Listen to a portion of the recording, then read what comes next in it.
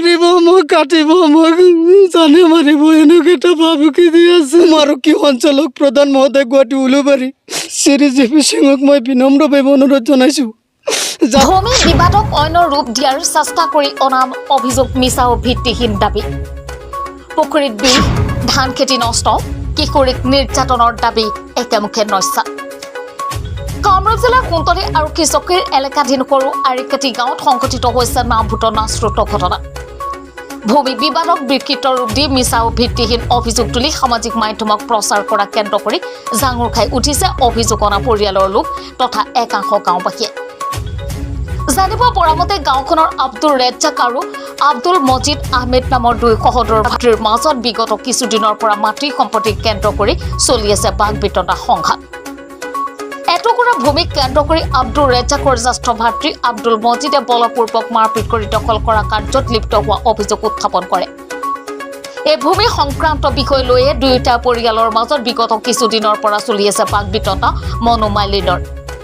হঠাৎ আব্দুল ৰেজ্জাক আৰু পুত্ৰসকলৰ বিৰুদ্ধে আব্দুল মজিদৰ পুখুৰীত বিষ ঢালি মাছ নিধন কৰা, ধান খেতি নষ্ট কৰা আৰু কিশোৰীক শালীনতা হানিৰ অভিযোগ তুলি সামাজিক মাধ্যমত প্ৰচাৰ চলোৱা দেখা পাই জাঙুৰ খাই উঠিছে পৰিয়ালটোত লগতে একাংশ গাঁওবাসীয়ে। পৰিকল্পিতভাৱে সম্পূৰ্ণ মিছাৰ আশ্ৰয় লৈ নিজে দুষ্কাৰ্য সংঘটিত কৰি ৰেজ্জাকৰ পৰিয়ালৰ বিৰুদ্ধে অপপ্ৰচাৰ কৰি মানসিক নিৰ্যাতন চলোৱাৰ দাবী কৰে। এনেদৰে মিছাৰ আশ্ৰয় লৈ এটা পৰিয়ালক আত্মসন্মানত আঘাত হনাকৈ অভিযোগ উত্থাপন কৰি মানসিক নিৰ্যাতন চলোৱা ঘটনাত আৰক্ষী প্ৰশাসনক নিৰপেক্ষ তদন্ত কৰি শাস্তিৰ দাবী জনাই ভুক্তভোগী পৰিয়ালৰ লগতে একাংশ গাঁওবাসীয়ে। পুখুরে দিছে, কেরানি দিছে, নিজে দিছে ওষুধ। ধান খেতে দিছে দক্ষিণ দাগত বাইনা জয়নাল আবদিন। হ্যাঁ দেখা পাইছি। আরো দুজন মানুষ দেখছে।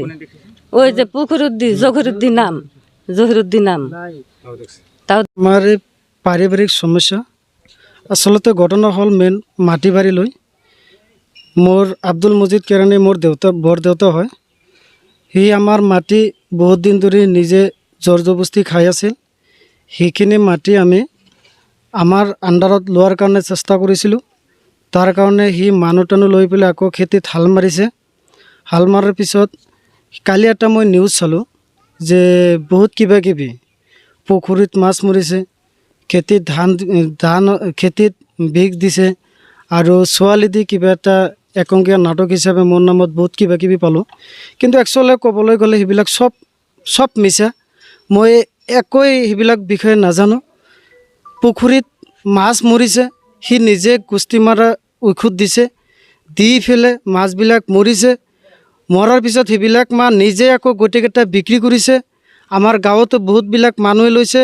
আকবৰ দেৱানী নামৰ মানুহ সি 5 কেজি লৈছে, মহৰ আলী সি 3 কেজি লৈছে, চলিমুদ্দিনে 5 কেজি লৈছে আৰু সন্তলী বজাৰত ৱাল মাৰ্কেটিঙত সি খোলাভাৱে বিক্ৰী কৰিছে।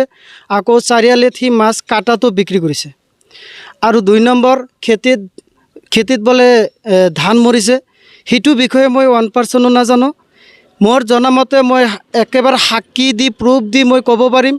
তাৰ নিজৰ ভাগিন জয়নাল উদ্দিনে নিজে ঔষধ দি পেলাই ধানবিলাক চব মৰি পেলাই মোৰ নামত মিছা এটা অপবাদ দি আছে। কিন্তু বহুত এটা দুৰ্ভাগ্যজনক বিষয় আৰু এটা এইখিনিতো ক্ষান্ত হোৱা নাই।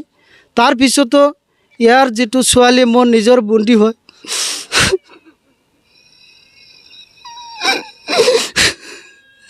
এই বন্ধীক দি মোক বিয়া এটা বুজি মোক ফচাইছে। মই জীৱনত নিজৰ বন্ধী বুলি ভাবোঁ। মোক মাৰিব, মোক কাটিব, মোক জানে মাৰিব এনেকৈ এটা ভাবুকি দি আছে। তাৰ কাৰণে মই কিছুমান ৰাইজৰ গোটেইকেইটা মানুহক কৈছোঁ, এইটো বিষয়ে তোমালোকে মোৰ লগত অলপ হেল্প কৰা। যেনেকুৱা কণ্ডিশ্যনত মোক নিউজ প্ৰচাৰ কাৰণে নিউজ কৰিছে, মোৰোতো কৰিব লাগিব। মই এইটো বিষয়ে 1% নাজানো মোক এনেকুৱা কাজত ফচাইছে। আৰু এইখিনিতো খেন্তি নহয়, সি এটা চাকৰি কৰা মানুহ হয়। তাৰ ছোৱালীটো আজি 6 মাহ ধৰি বিয়া পাতি দি দিছে।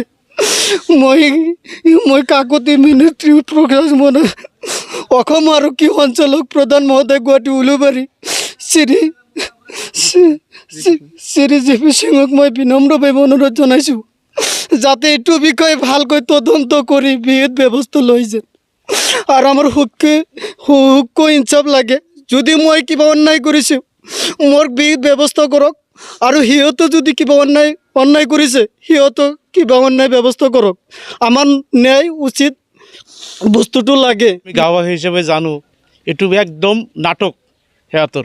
সিহঁতৰ কাজিয়া হৈছে মাটি নি, সিহঁতে কি কৰিছে মাটি নি কাজিয়া হৈছে, সেইকাৰণে সিহঁতক ফাচাবৰ কাৰণে মিয়াদে এতিয়া অপপ্ৰচাৰ আৰম্ভ কৰিছে, ৰেপ কৰিছে, কিবা কৰিছে, নিজৰ পুখুৰতে নিজে ওচৰ দি সিহঁতৰ ওপৰত সিহঁতে অত্যাচাৰ চলি আছে। আমার ডাঙারটো ভাই ডাঙার সি মাটি আমার বেদল করে খাই আছে আজি 20-30 বছর ধরে।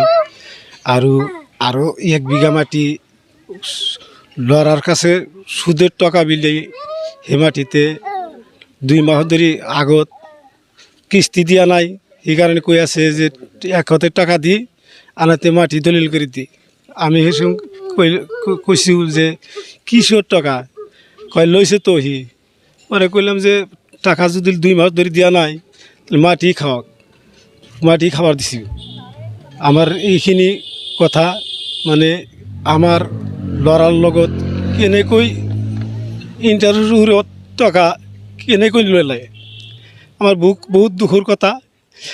সি হল এটা কেৰাণী মানুহ, আমাক নাজানোকৈ এই মাটি কেনেকৈ লয়,